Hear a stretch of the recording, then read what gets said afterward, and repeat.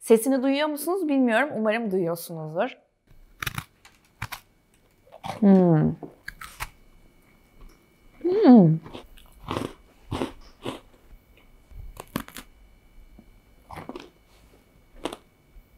Uzun zamandır hamurlarla ilgili güzel bir video serisi yapmak istiyordum. Donat'la buna güzel bir başlangıç yaptık. Hatta yorumlarda bile sizlerin hamurlarla ilgili güzel videolar, püf noktaları istediğinizi gördüm. Ayrıca yorumlarınız için de teşekkür ederim. Kış geliyor. Böyle sıcak çay, kahvenin yanında insan bir şey arıyor, böyle ufak bir şey atmak istiyor ağzına. O yüzden kurabiye hamuruyla başlangıç yapalım istiyorum. Böyle ağızda dağılan sütaş tereyağlı kıyır kıyır bir hamur yapacağız. Ve bu hamurdan tam 4 farklı çeşitte kurabiye çıkmış olacak. Birbirinden lezzetli bu kurabiye hamurlarının da ayrıca püf noktalarını da size vereceğim. Haydi başlayalım.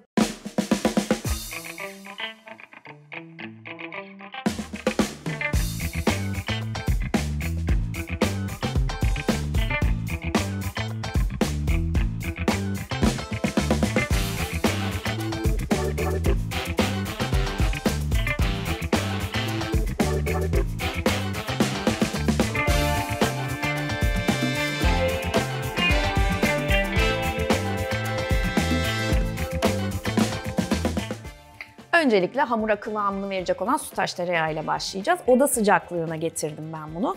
Çünkü bu gerçekten önemli bir püf noktası.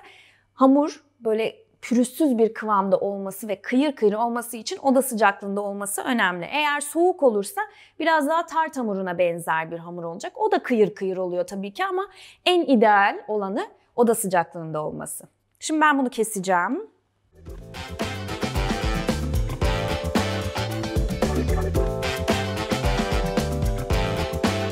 Daha kolay yoğurabilmek için kestim. Şimdi hemen kaseye aldım. Üzerine oda sıcaklığında yumurtayı ekliyorum. 2 tane yumurta koyacağım. Tereyağımız 250 gram. Yumurtamız 2 adet oda sıcaklığında. Bu arada hepsinin hem bardak ölçüsüyle hem de gramajlı şekilde vereceğim. İçiniz rahat olsun. 2 yumurtamızı da koyduk. Orta boylarda yumurtaydı bu arada. Yaklaşık 45 gram. 2 su bardağı pudra şekeri koyacağım. Yani 250 gram pudra şekerimiz var. Hepsini koyuyorum içerisine. Pudra şekeri hamurun çok daha yumuşak ve pürüzsüz olmasını sağlıyor. Toz şeker de koyabilirsiniz ama pudra şekeri toz şekerden yarım ölçek daha az konuyor. Böylelikle daha güzel bir kıvam elde etmiş oluyorsunuz. Toz şeker biraz çıtır çıtır ağza gelebilir çok iyi yoğuramazsanız. O yüzden pudra şekeri en güzeli. Bir de nişasta koyuyoruz. Nişasta da 2 su bardağı ama yaklaşık 240 gram ediyor. Onu da ekliyoruz. 1 paket kabartma tozumuz var. 2 paket vanilin koyuyorum. Yine çubuk vanilya koyabilirsiniz. İçine vanilya özütü koyabilirsiniz. Ama genelde her evde bulunan vanilinle bu kurabiye hamurunu hazırlıyoruz. Vanilinle kabartma tozunun da gramajları 10'ar gram. Onu da söylemeden geçmeyeyim. Şimdi güzelce bir karıştırmaya başlayacağım. Ardından unu ilave edeceğiz yavaş yavaş. Oda sıcaklığında tereyağı anında hamurla buluşabiliyor. Mis gibi yumuşacık bir kıvamı var. Bazı kurabiye hamurlarında eritilmiş tereyağı kullanılıyor. Peki bu hamurda da kullanabilir miyiz veya farkı ne diye düşünüyor olabilirsiniz. Şöyle ki eritilmiş tereyağı kullanılan kurabiyelerde iç kısmı daha sakızımsı kıvamda oluyor. Dış kısmı daha sert oluyor. Yumuşak tereyağı ile yapılan kurabiye hamurlarında ise daha kıyır kıyırlık ön planda oluyor. Yani ağzınıza attığınız an dağılan kıyır kıyır oluyor. O yüzden arasındaki farkı bu şekilde düşünebilirsiniz. Eğer daha böyle sakız kıvamında kurabiye isterseniz bu sefer tereyağını eritmenizi öneriyorum. Şu an nefis bir pastacı kreması kıvamında bazımızı yaptık. Şu an içerisinde hiç un yok. Nişasta var. Bu arada nişasta da daha uzun süre dayanması için kurabiyelerde nefis oluyor ve ağızda dağılmasını da sağlayan sebeplerden biri. Unu alıyorum yanıma. Burada 5-6 su bardağı un var. Yani yaklaşık 650 gram kadar un ölçtüm. Ama yavaş yavaş ilave edeceğim ve muhakkak süzgeçten geçirilmiş yani havalandırılmış olsun. Ben onu da yaptım. Şimdi ufak ufak ekliyorum. Pürüzsüz ve yumuşak bir hamur elde edeceğim. O yüzden yavaş yavaş eklemekte fayda var. Bir anda eklerseniz topak topak olma ihtimali var.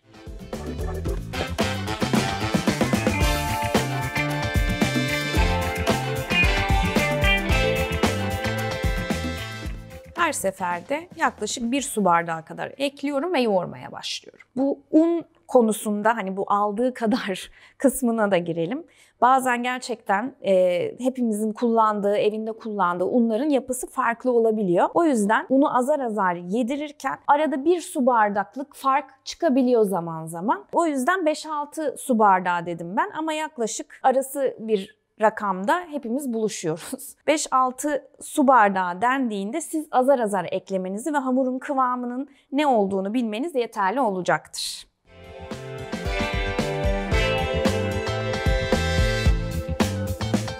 Ben biraz da bunu tezgahta yoğurmak istiyorum. Şöyle.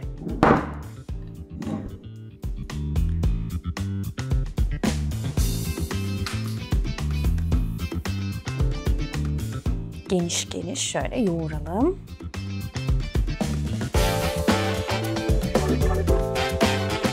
Çok az daha un alır.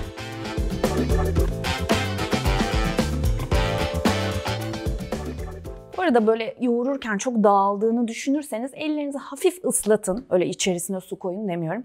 Hafif ıslatın elinizi ve yoğurmaya devam edin. Hemen toparlanmaya başlayacaktır. Hiç korkmayın.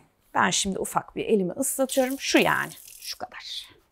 Islattım ve yoğurmaya başlıyorum. Artık yavaş yavaş toparlayıp hamurumuzu dinlenmeye bırakacağız. Tereyağlı hamurlar ve tereyağlı kurabiye hamuru buzdolabında dinlendikçe çok daha güzel şekil veriliyor. Tart hamurunda da aynı şeyi yapıyoruz biliyorsunuz ki. Mesela sıvı yağ ile yaptığınız hamurlar evet çok fazla un alır ve belli bir noktadan sonra buzdolabında eğer dinlendirirseniz sertleşir. Tereyağlı yapılan hamurlarda dinlenme süresi kesinlikle çok daha hamurun yararına oluyor ve güzel şekiller çıkartmanızı sağlıyor. Yaklaşık bir yarım saat dinlendirmek de yeterli oluyor zaten. Şimdi hamurumu toparlıyorum bir güzel.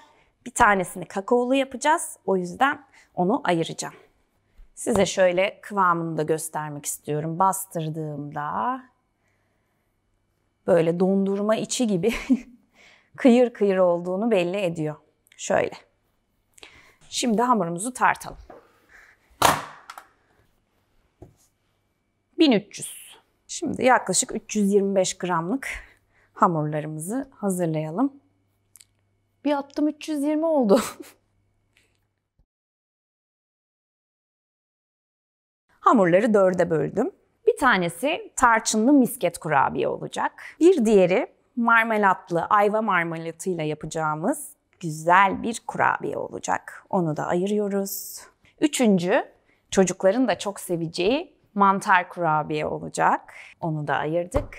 Bir de farklı lezzetleri içinde barındıran kakaolu susamlı bir kurabiye yapacağız. Onun için de hamurumuza kakao koyacağız.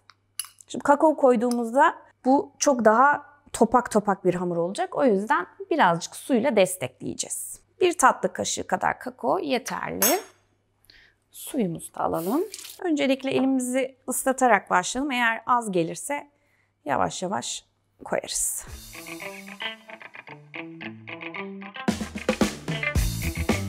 Evet, kakaolu hamurumuz da hazır.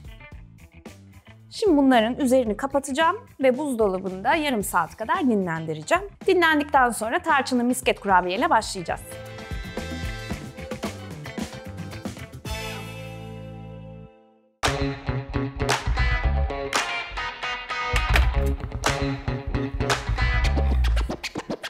Hamurlarımız dinlendi. Şimdi bir tanesini alıyorum sadelerden. Diğerlerini kurumaması için tekrar üzerini kapatıyorum ve kenarda bekletiyorum.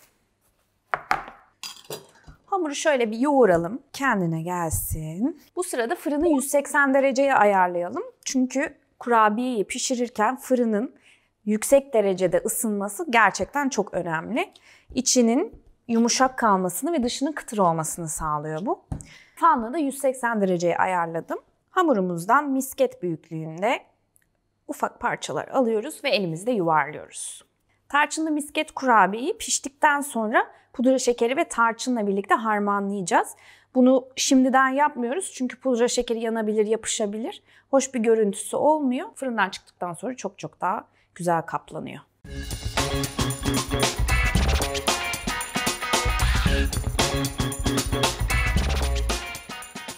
Son misketimizi de yuvarladık. Burada küçük bir parça kaldı. Onu diğerine aktardım. Şimdi bunları tepsiye dizeceğim. Bununla birlikte pişecek olan marmelatlı kurabiye hamurunu da hazırlayacağız. Hemen şöyle koyayım. Birlikte pişecek kurabiyeleri de büyüklüklerine göre ve inceliklerine göre ayırdım. Tarçınlı misket kurabiye ile marmelatlı kurabiyenin pişme süresi aynı. Çünkü onun inceliği ve bunun küçüklüğü birbiriyle uyuyor. Mantar kurabiye ile de kakaolu susamlı kurabiyenin boyutları hemen hemen birbirine benziyor. O yüzden onların da ikisi birlikte pişecek. Şimdi hamurun içerisinde kabartma tozu olduğu için biraz aralıklı olarak dizmekte fayda var. Çünkü şişecekler. O yüzden şöyle hafif boşluklar bıraktım. Bir parmak kalınlığında boşluk yeterli olur. Diğer hamurumuzu çıkardık. Yine bunu da bir güzel şöyle yoğuruyoruz. İlk başta çünkü buzdolabından çıkardığımız anda böyle topuk topuk dağılıyor. Ama oynadıkça elastikiyet sağlıyoruz ve güzel şekil vermemize yarıyor. Hamurumuz güzelce toparlandı. Şimdi merdanemizi alıyoruz. Çok fazla ince olmayacak. Yaklaşık 1 santim kalınlığında hamuru bir güzel inceltiyoruz. Böyle çatlaklar olabilir. Çünkü kıyır kıyır bir hamur biliyorsunuz. Tereyağıyla yapılan bir hamur. Çok normal. Hiç sıkıntı etmeyin. Sadece çok fazla ince yaparsanız hem şekil veremeyeceksiniz hem de çatlama olduğundan dolayı kurabiye şeklini almayacaktır. Ama 1 santim hatta belki 0,7 santim de olabilir. Bu kadar incelikte açmanız yeterli. Şimdi hamuru zaten sürekli açacağız. Şöyle küçük bir yuvarlak daire kalıbımız var. Bununla şekiller çıkarıyoruz. Şimdi kalan hamuru tekrardan açıp hamur bitene kadar daire şeklini çıkaracağız. Kenara alıyorum. Hafif üzerine bastırabilirsiniz. Evet. Hamurlar hazır. Şimdi bir tanesini alıyorum. Ortasına hafif bastırdım. Ben hem renginden hem de kış meyvesi olduğundan dolayı ayva kullanıyorum. Siz tabii ki de damak zevkinize göre istediğinizi kullanabilirsiniz. Şimdi orta kısmına doğru taneli olan bölümünden koydum. Piştikçe dışarıya doğru taşacağı için çok fazla dışarıya doğru koymamaya özen gösterin. Ve çok fazla koyarsanız da pişerken yanacaktır.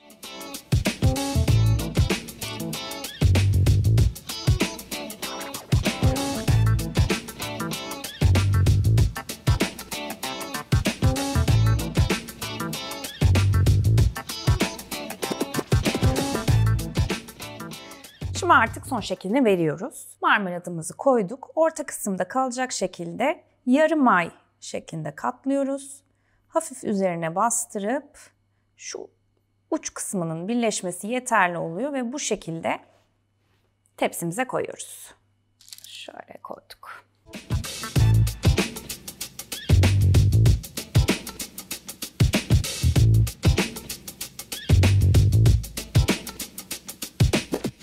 İlk tepsim tamam. Evet, sıra kakaoluda. Kakaoluyu da yine yuvarlayacağım. Yalnız misketle ceviz arası büyüklüğünde olacaklar. Çok büyük değil, çok da küçük değil. Şimdi hepsini, bütün hamuru yuvarlıyorum.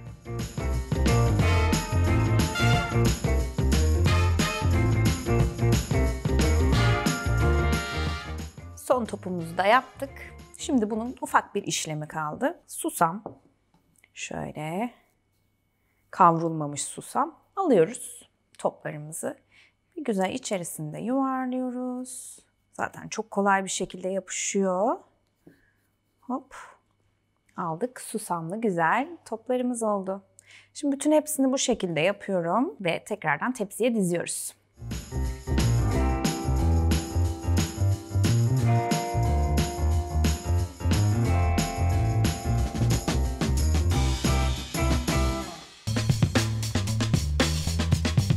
Son hamurumuz en eğlenceli olanı.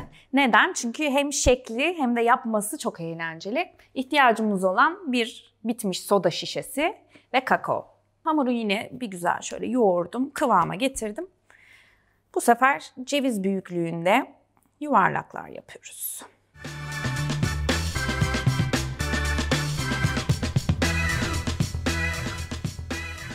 Son topumuzu da hazırladık. Şimdi soda şişesinin uç kısmı bizim için önemli. Kakaonun içerisine ucunu batırıyoruz. İyice her yerinin bulanmasına dikkat edelim. Şu şekilde. Şimdi yuvarladığımız kurabiye hamurunun üst kısmından şöyle güzelce bastırıyoruz ve kaldırıyoruz. Çok tatlı değil mi? Bu pişince mantar olacak.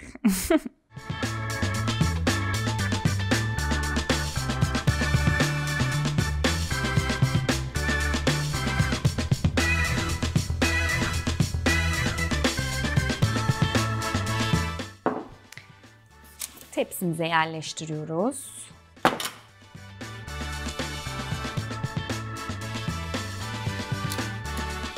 Tamam. Bu mantarlı kurabiye ile susamlı kakaolu kurabiye altta hafif hafif pişmeye başlayacaklar. İlk önce fırından bu misket kurabiye ile marmelatlı kurabiyenin olduğu tepsi çıkacak. O yüzden onu üst kısma koyacağım. Küçük kurabiyelerimiz çıktığında büyükleri de bir üst rafa alacağız ve pişmeye devam edecekler. Ardından bütün hepsi hazır olacak. Şimdi 180 dereceye ayarlamıştık. Yaklaşık büyük kurabiyeler 20 dakika, küçükleri de 15 dakika kadar pişecekler. Stüdyo misler gibi koktu şu anda. Efsane bir koku var. Şimdi ufak bir işlemimiz kaldı. Susamlı ve mantarlı kurabiyelerimiz hazır. Sadece misket köfteler için adını ne oldu? Misket köfte. Köfte ve mantarlı. Karnım acıktı. Misket köfte demem. Bu kokuyu mutlu... Dur gülmeyin. Bu koku gerçekten herkesi mutlu eder. Şu anda stüdyo mis gibi vanilya ve tereyağı kokuyor. Efsane oldu. Şimdi susamlı kakaolu kurabiyemiz ve mantar kurabiyelerimiz hazır. Bununla ilgili hiçbir işlem yapmayacağız. Sadece misket kurabiyeyi tarçınlı pudra şekerine bandıracağız. Ayva marmelatlı kurabiyemizin de üzerine pudra şekeri serpiştireceğiz. Şimdi buraya yayvan bir kaseye pudra şekeri koydum. İçerisine tarçın ilave ediyorum. Güzelce karıştırıyoruz. Kurabiyelerimizi içerisine atıyoruz. Şimdilik bu kadar yeter. Şöyle güzelce her yerinin kaplanmasını sağlıyoruz. Kurabiyeler fırından ilk çıktığında tereyağlı bir hamur olduğundan dolayı yumuşak olacaktır. Bir 5 dakika bekledikten sonra o tam kıvamını alıyor ve sertleşmeye başlıyorlar. O ilk sıcaklığı geçtikten sonra kurabiyeleri bu şekilde bandırabilirsiniz ve servis edebilirsiniz.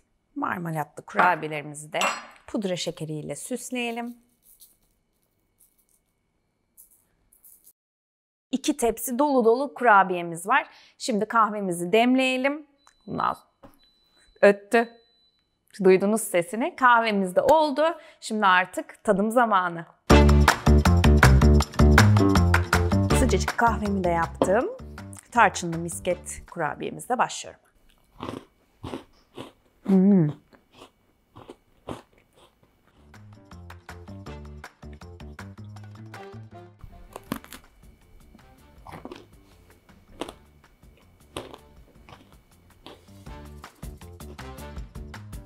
Tam da söylediğimiz gibi kıyır kıyır olmuş. Bu arada kesinlikle çok uzun süre bayatlamayacak bunlar. Kavanozda hava almayacak şekilde saklarsanız uzun süre dayanacaktır. Yani en az 2 haftayı garanti ediyorum size. Ve devam ediyorum mantar kurabiyemle. Sesini duyuyor musunuz bilmiyorum. Umarım duyuyorsunuzdur.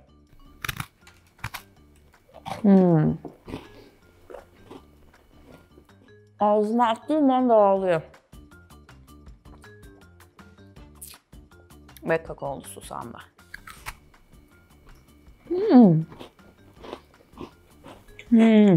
Kakao ve susam birbirine çok yakışmış. Normalde susamı tuzlu kurabiyelerde kullanıyoruz ama tatlıda da gerçekten nefis olmuş. Bayıldım. Şöyle içinin dokusunu da göstereyim. Sütaş tereyağıyla birbirinden güzel 4 çeşit farklı kurabiye yaptık. Siz tabii ki dilerseniz sadece bir tanesini yapmak istiyorsanız ölçüyü 4'e bölüp gayet güzel hazırlayabilirsiniz. Veya hepsini aynı anda pişirmek istemiyorsanız hamuru yapmadan önce buzluğa koyup 1 ay kadar dayanacak şekilde bekletebilirsiniz. Ardından oda sıcaklığını alıp daha sonra şekil verebilirsiniz. Veya pişirdikten sonra buzluğa atıp 1 ila 3 ay kadar dayanabilecek şekilde saklayabilirsiniz. Pişirdikten sonra eğer koyuyorsanız sadece ısıtmanız yeterli olur. Umarım beğenmişsinizdir. Beğendiyseniz beğen tuşuna basmayı unutmayın. Abone de olmayı unutmayın. Bir sonraki videoda görüşürüz.